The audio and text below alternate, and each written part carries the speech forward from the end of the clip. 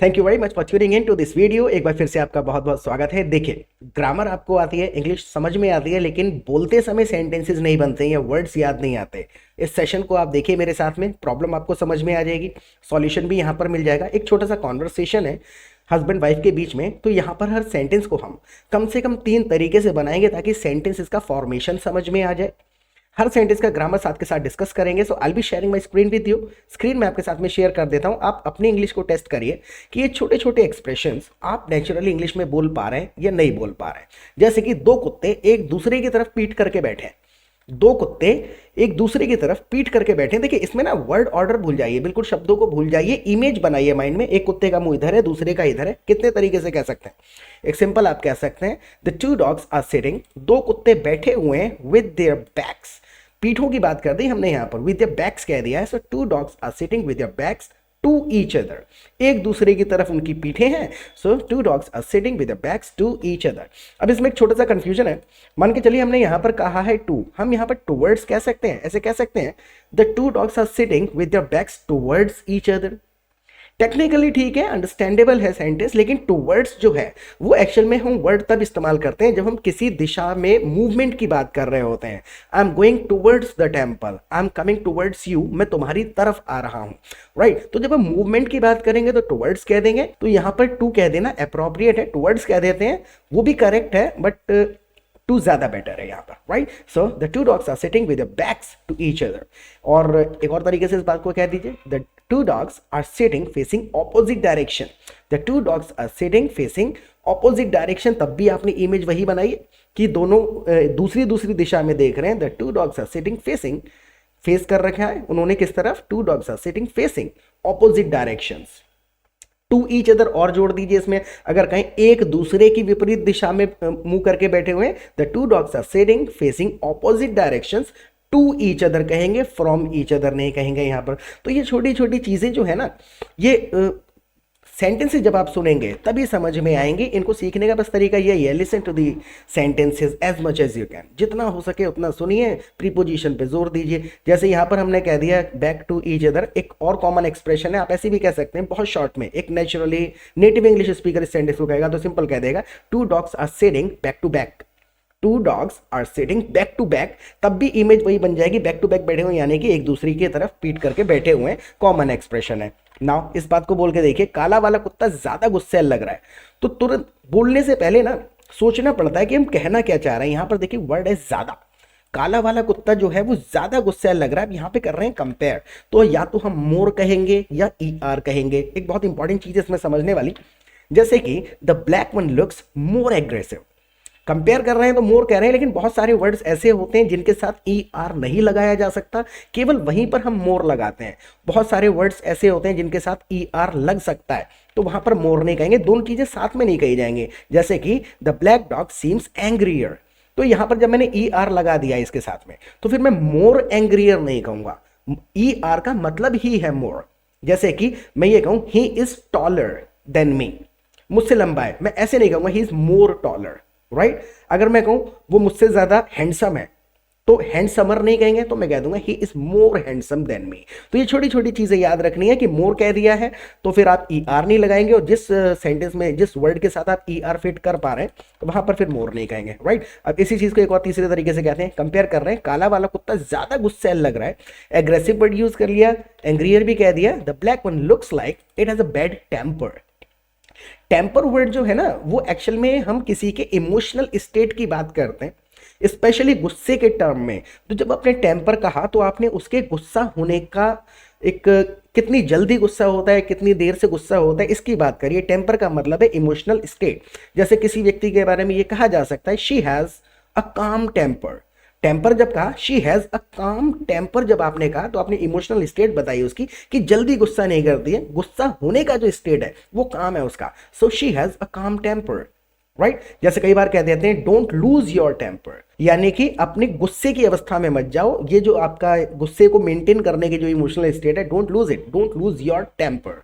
Right, जैसे ही has a bad temper, bad temper जब आपने कह दिया तो आपने कुल मिला के यही बता दिया कि उसका जो इमोशनल स्टेट है, अपने गुस्से को कंट्रोल करने की जो अवस्था है वो बेकार है, शॉर्ट है। ही इज शॉर्ट टेम्पर्ड भी कह देते हैं। तो जब आप टेम्पर वर्ड सुने तो समझ आइए कि किसी के एग्रेसिव हो जाने या गुस्सा होने के संदर्भ में ये वर्ड यूज़ किया जा रहा है। लेकिन वर्ड को सेंटेंस में कैसे यूज़ करेंगे वो तभी समझ में आएगा जब आप रिपीट करेंगे। सो repeat every sentence after me while watching the video, right. और इन बातों को अपने तरीके से भी कहने की कोशिश करा करें अपने शब्दों में, उस कॉमेंट सेक्शन में लिख दिया करें। हर सेंटेंस को हम चेक करते हैं।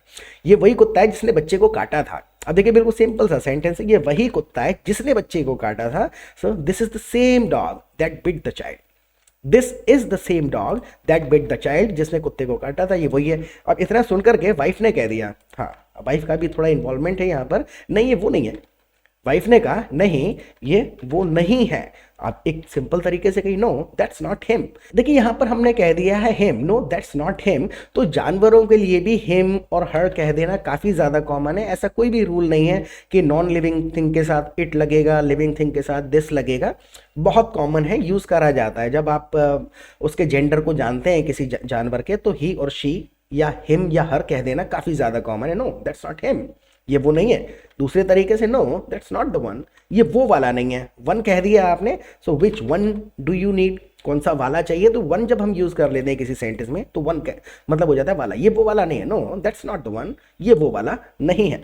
एक और तरीके से नॉप, नॉप कहते हैं ना, बहुत ज़्यादा थोड़ा कैजुअल कॉन्वर्सेशन में नो को नॉप कर देते हैं, बॉल बोलने का बस एक लहजा है। So this isn't the same dog, या फिर this isn't the same one, ये वो वाला नहीं है। थोड़ा सा अगर आप अब ये तो सेंटेंसेस का ट्रांसलेशन जैसा साउंड कर रहा है, राइट। मान के चलिए कि किसी ने कह दिया ये वही कुत्ता लग रहा है, तो आपको कहना नहीं ये वो नहीं है, तो कंपलसरी थोड़ी है ट्रांसलेट करना, no that's a different dog. कहने का तात्पर्य मेरा क्या था इस सेंटेंस को लिखने के पीछे कि you can not always translate Hindi sentences into English during the conversation. Specially conversation के दौरान कभी भी ट्रांसलेट करके कॉन्वर्सेशन नहीं किया जा सकता है।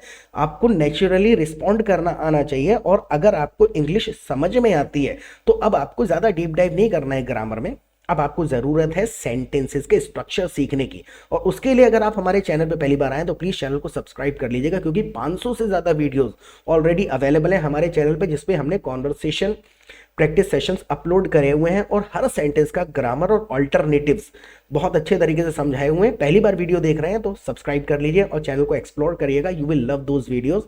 इसके अलावा आप हमारी लाइव क्लासेस अटेंड करिए। लाइव क्लासेस का सबसे बड़ा फायदा ये है कि हम आपको अपने प्रैक्टिस ग्रुप में ज्वाइन कर लेंगे, जहां पर आप दूसरे पार्टिसिपेंट्स के साथ रियल टाइम में प्रैक्टिस कर पाएंगे। प्रैक्टिस का मतलब ये होता है कि जब आप किसी भी एक संदर्भ में वहां पर कोई बात होती है, चैटिंग करते हैं, फोन पे बात करते हैं, ग्रुप कॉल का ऑप्शन होता है, वहां पर जब आप दूसरे लोगों को सेंटेंसेस बनाते सुनेंगे तो पता चलेगा कि कितने सारे वर्ड्स यूज किए जा सकते हैं और कितने तरीके से एक एक्सप्रेशन को एक्सप्रेस किया जा सकता है। इंडियन कॉन्वर्सेशनल सेंटेंसेस तो बुकिश इंग्लिश और ट्रांसलेशन से थोड़ा सा नाता टूटेगा और रियल नेचुरल इंग्लिश से नाता जुड़ता चला जाएगा। जब दूसरे लोगों को बोलते सुनेंगे खुद भी मन करेगा एक दो सेंटेंस बोलने का। स्टार्टिंग में एक बोलेंगे, फिर दो बोलेंगे, फिर 3 4 5 जुड़ते चले जाएंगे। सारा गेम एटमॉस्फेयर का है, तो यहाँ पे आप जब चाहे जितनी चाहे प्रैक्टिस कर सकते हैं। उसके बाद दिन में 2 बार लाइव क्लासेस होती हैं हमारी, एक बार दोपहर में, एक बार शाम को। तो कॉन्वर्सेशन के दौरान कोई कंफ्यूजन होता है, कोई सेंटेंस नहीं बनता, लाइव सेशन में आइए, डाउट क्लियर करिए, कंसेप्ट को समझिए, फिर प्रैक्टिस करिए। तो यहाँ पे आपको प्रैक्टिस प्लस लर्निंग दोनों चीज़ें मिल जाएंगी अनलिमिटेड और बहुत ही सस्ते में। तो आप मुझे एक बार व्हाट्सएप जरूर करिएगा and let's get back to it now. ये थोड़ा थोड़ा उसी के जैसा लग रहा है। देखो यहाँ पर हम कह रहे हैं थोड़ा थोड़ा, किसी ने कह दिया no that's a different dog, वो तो दूसरा कुत्ता था, this is not the same dog, ये वो वाला नहीं है, राइट। ये थोड़ा थोड़ा उसी के जैसा लग रहा है। थोड़ा थोड़ा के लिए it does look a bit like him. अब बिट कह दिया हमने, it does look a bit like him. अब डज पता है यहाँ पर क्यों यूज किया गया है सेंटेंस के अंदर, थोड़ा जोर देने के लिए। आप ऐसे भी कह सकते हैं it looks a bit like him, does लगा करके जोर दे दिया, लग वैसा ही रहा है, it does look a bit like him. Do does हम सेंटेंस के बीच में तब इस्तेमाल कर लेते हैं जब हम उस काम पर ज्यादा जोर दे रहे होते हैं। जैसे मान के चलिए कोई मुझसे कहे कि why don't you start your offline classes. किसी ने मुझसे कहा why don't you start teaching offline classes, मैं कह दूंगा yes I do teach offline classes, right. तो डू लगा करके मैं ऐसे कह सकता हूं, या आई टीच ऑफलाइन क्लासेस भी देता हूं, या फिर डू लगा करके मैंने जोर दे दिया, करता हूं इस काम को। So it does look a bit like him, जोर दे करके कह दिया, उसी ही के जैसा लग रहा है। दूसरे तरीके से कह दिए it kind of looks like him. Kind of ये वाला जो हम एक्सप्रेशन दे रहे हैं ना, बिट है, थोड़ा थोड़ा, काइंड ऑफ भी कह सकते हैं, it kind of looks like him, या फिर उसी के जैसा लग रहा है। तो ये काइंड ऑफ यूज करके आपने इंडिकेशन दे दिया, थोड़ा थोड़ा, it kind of looks like है, राइट। तीसरे तरीके से थोड़ा थोड़ा को कहना है आपको, it does resemble him a little. It does जोर दे दिया, रिजेंबल हिम अ लिटिल, थोड़ा उससे मिल रहा है। रिजेंबल वर्ड जो है ना, इसका मतलब होता है किसी से मेल खाना, दिखना एक जैसा, लेकिन इसके साथ में हम कोई प्रीपोजिशन वगैरह यूज नहीं करते हैं, राइट। जैसे रिजेंबल, मैं कहूँ आप मेरे भाई जैसे लग रहे हो, राइट, तो you resemble my brother, you resemble with my brother, to my, from, कुछ भी नहीं कहना है, यू रिजेंबल माई ब्रदर, मेरे भाई जैसे लगते हो। आई होप समझ में आया होगा। तो ये छोटी छोटी ग्रामर जो है ना, टू लगेगा, विद लगेगा, नहीं लगेगा, ये तभी समझ में आती है जब एक सेंटेंस को, एक वर्ड को कम से कम 5-6 सेंटेंसेस में यूज होते सुनेंगे तो याद हो जाएगा। अच्छा, रिजेंबल के साथ विद, ऑन, टू, फ्रॉम कुछ कहता नहीं है कोई बंदा, राइट। ऐसे रट्टा लगाने से नहीं होगा, रियल टाइम में सुनना पड़ता है। एक और तरीके से इसी बात को कह सकते हैं, it looks somewhat similar to it. It looks somewhat, you are somewhat correct. Somewhat का मतलब भी होता है कुछ हद तक, हाँ। It looks somewhat similar to it, ये बिल्कुल थोड़ा थोड़ा उसके जैसा लग रहा है। नाउ अगले सेंटेंस को पहले आप ट्राई करिएगा बोलने का। देखिए, जिस कुत्ते ने बच्चे को काटा था उसे तो लोगों ने मार दिया। आप बोल करके देखिए इस बात को, दा से स्टार्ट करेंगे, जोर दे रहे हैं। देखिए, जिस कुत्ते ने, तो जिसका मतलब, दा मतलब ही होता है इंपॉर्टेंस देना, किसी चीज पे जोर देना, राइट। जिस कुत्ते ने बच्चे को काटा था उसे तो लोगों ने मार दिया। आप पहले लिखिए कमेंट सेक्शन में, उसके बाद फिर मैं लिखूंगा 3 तरीके से, फिर आप कंपेयर करिएगा कि आपका सेंटेंस कितना मैच कर रहा था, सही था या गलत था, राइट। जिस कुत्ते ने बच्चे को काटा था उसे तो लोगों ने मार दिया। सो द डॉग, जो कुत्ता, that bit the kid, that लगा रहे हैं क्योंकि वो उसी वाले की बात कर रहे हैं। द डॉग मतलब जो कुत्ता, वही वाला। The dog that bit the kid was killed by the people. ये पैसिव करके हमने बोल दिया इस सेंटेंस को, लोगों के द्वारा मार दिया गया, ऐसा नहीं है। हिंदी में हम इसको ट्रांसलेट कर रहे हैं तो ऐसा साउंड कर रहा है, the dog that bit the kid was killed by the people, लोगों के द्वारा मार दिया गया। नहीं, इंग्लिश में बहुत सारी चीजें हैं जो अपने तरीके से एक्सप्रेस करी जाती हैं, उनको अगर हिंदी में ट्रांसलेट करेंगे तो ऑकवर्ड साउंड करता है। सिमिलरली हमारा हिंदी में कोई सेंटेंस अच्छा साउंड कर सकता है, उसको हम ट्रांसलेट करके इंग्लिश में बोल देंगे तो वो इंग्लिश में ऑकवर्ड साउंड करेगा, राइट। तो अपने लहजे से 80% of English is spoken its own way, अपने तरीके से बनते हैं सेंटेंसेस। एक बात, इसी बात को दूसरे तरीके से बोलिए, people kill the dog that attack the kid. People kill the dog, that बार बार इसीलिए कह रहे हैं क्योंकि वही वाले की बात कर रहे हैं। पीपल किल द डॉग, और कौन से वाले को, दैट बिट द किड, जिसने बच्चे को काटा था, राइट। एक और तरीके से, the one that bit the child was put down by the locals. Put down का मतलब भी हो जाता है, ये थोड़ा इडियोमेटिक तरीके से कह दिया गया कि मार दिया गया। So the one that bit the child was put down by the people, लोगों ने उसको मार दिया था। ना सही किया, मारते नहीं तो वो और न जाने कितने लोगों को काटता। अब देखिए यहां पर है, मारते नहीं तो वो और ना जाने कितने लोगों को काटता। एक्सप्रेशन को समझिए, यहां पर एक कल्पना जैसी करी जा रही है, संभावना बताई जा रही है। मारते नहीं तो आप यहां पर कुड हैव का भी इस्तेमाल कर सकते हैं, माइट हैव भी कह सकते हैं, वुड हैव भी कह सकते हैं। Would have, might have, could have, तीनों का मतलब है कुछ हो सकता था जो नहीं हुआ, संभावित, राइट। देखिए सिंपल कहिए, गुड, उन्होंने कहा सही किया, good, right, they did right. If they hadn't, अगर उन्होंने मारा, ये छोटे कर करके बोल दिए जाते हैं। If they hadn't killed the dog, ये पूरा सेंटेंस है। इफ दे हैडंट, इतने कह के छोड़ दिया, अगर ऐसा नहीं किया होता, good, if they hadn't, who knows how many more people it would have bitten. It would have bitten, ये बिल्कुल सिंपल कंडीशनल सेंटेंस है, अगर ऐसा ना होता तो वैसा हो जाता। So good, if they hadn't killed it, who knows how many more people it would have bitten, कितने लोगों को काट लिया होता। अब यहां पर वुड हैव जो हमने यूज किया है ना, वुड हैव, इसकी जगह माइट हैव का भी इस्तेमाल कर सकते हैं। So if they hadn't killed it, अगर इन्होंने नहीं मारा होता, if the people hadn't killed the dog, ये पूरा सेंटेंस हुआ। लेकिन कॉन्वर्सेशन में सारे नए वर्ड्स यूज करते हैं। So good, if they hadn't, it might have attacked more people, और लोगों को इसने अटैक कर लिया होता, या it might have bitten more people, और लोगों को काट लिया होता, राइट। कुड हैव का भी इस्तेमाल कर सकते हैं, बस थोड़ा सा लहजा है, फर्क समझते हैं। कुड हैव, वुड हैव में फर्क क्या है। सो ग्लैड दे डिड, अच्छा है उन्होंने ऐसा कर दिया। It could have hurt more people, यानी अगर वो जिंदा होता वो और लोगों को काट सकता था, लेकिन काटा नहीं, ये इस लहजे में कह दिया। और इसका मतलब हो गया माइट हैव, यानी कि पास्ट में ऐसी संभावना थी, किया जा सकता था, राइट। कोई बहुत बड़ा फर्क नहीं है, बस ये है कि could have, would have, might have, तीनों का मतलब यही है कि आप संभावना जता रहे हैं पास्ट में ऐसा हो गया होता, लेकिन हुआ नहीं। कुड हैव का मतलब है हो गया होता लेकिन हुआ नहीं, और माइट हैव में सिर्फ इतना कहा ऐसा हो सकता था, आगे वाला एक्सप्रेशन नहीं है कि हुआ नहीं, राइट, ऐसा हो सकता था। नाउ अब तो बच्चे इतना डर गए कि जब भी कहीं जाते हैं तो डंडा लेके जाते हैं। अब देखिए इसमें ना छोटी सी चीजें समझने वाली, आप एक रीजन की वजह से दूसरा आउटकम बता रहे हैं। अब तो बच्चे इतना डर गए हैं कि जब भी कहीं जाते हैं तो डंडा लेके जाते हैं। अब डर की वजह से डंडा लेकर के जाते हैं। तो देखिए समझिएगा इसमें एक्सप्रेशन क्या है। Now the kids are so scared, इतना ज्यादा, सो और दैट को मिक्स करके जो बोल देते हैं ना, सो मतलब ताकि, वजह से, राइट, तो सो और दैट को तोड़ के सेंटेंस में यूज किया जा रहा है। Now the kids are so scared, इतने डरे हैं, that they always take stick with them. Now the kids are so scared that, that यहाँ पे यूज होगा, that they always take stick with them, हमेशा स्टिक अपने साथ लेके जाते हैं। जैसे कि एक रीजन की वजह से आउटकम है, this laptop is so expensive that not everyone can afford it, right. तो जब एक वजह से दूसरा कोई आउटकम आ रहा है तो सो दैट कर देते हैं। अब वो डर की वजह से डंडा लेके जा रहे हैं। So now the kids are so scared that they always take stick with them, हमेशा अपने साथ स्टिक लेकर के जाते हैं।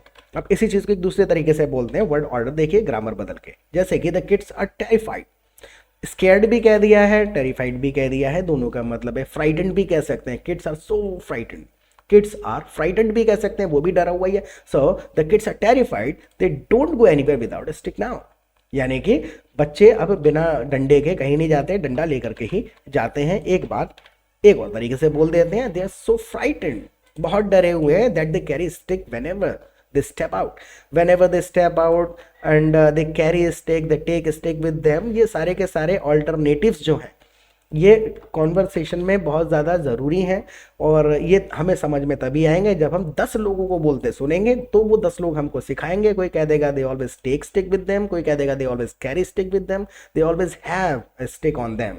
ऑन का इस्तेमाल भी किया जा सकता है, राइट। तो सुनना बहुत ज़्यादा ज़रूरी है रियल टाइम में। तुम्हारे पास डंडा हो या कुछ हो, अगर कुत्ते को काटना है तो वो काट ही लेगा, ये कहना है हमको। तुम्हारे पास डंडा हो या कुछ हो, अब यहाँ पर एक एक्सप्रेशन है, तुरंत माइंड में आना चाहिए कि आप ये कह रहे हैं चाहे ऐसा हो या ना हो, यानी कोई फर्क नहीं पड़ता डंडा हो या ना हो। जैसे ही कोई फर्क नहीं पड़ता है, आप याद कर लीजिए doesn't matter, no matter, right. Doesn't matter से स्टार्ट कर देंगे, डंडा हो या ना हो, कुत्ते को काटना है तो वो काट ही लेगा। सो डजंट मैटर, कोई फर्क नहीं पड़ता, right. Doesn't matter if you have a stick, इतना कह के छोड़ दिया।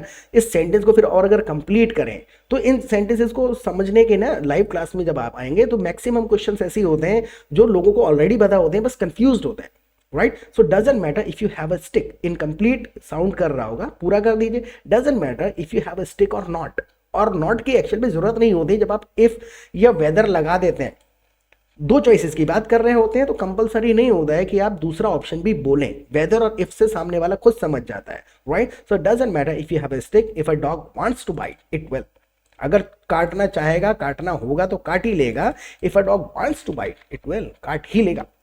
दूसरे तरीके से स्टिक और नॉट, ये बिल्कुल और कैजुअली कह दिया, ये हमने हिंदी के हिसाब से किया ग्रामर। ऐसा नहीं है कि नेटिव इंग्लिश स्पीकर ऐसा बोलेगा नहीं, लेकिन ये और ज़्यादा कैजुअल है, उन्होंने ग्रामर ही बिल्कुल ऑमिट कर दे, स्टिक और नॉट।